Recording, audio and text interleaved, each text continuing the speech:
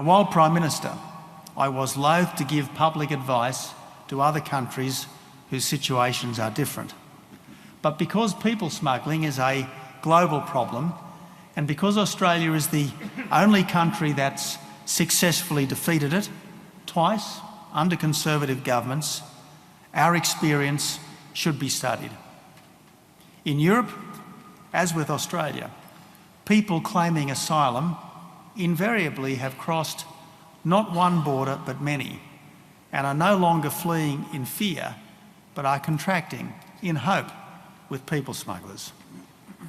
However desperate, almost by definition, they're economic migrants because they had already escaped persecution when they decided to move again.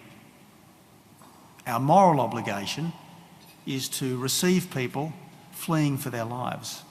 It's not to provide permanent residency to anyone and everyone who would rather live in a prosperous Western country than their own.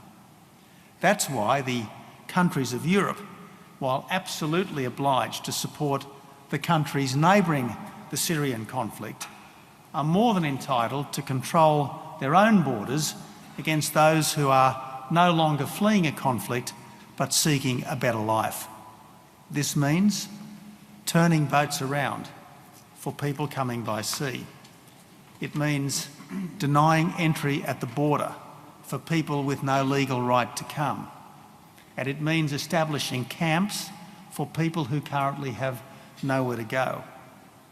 It will require some force. It will require massive logistics and expense. It will gnaw at our consciences.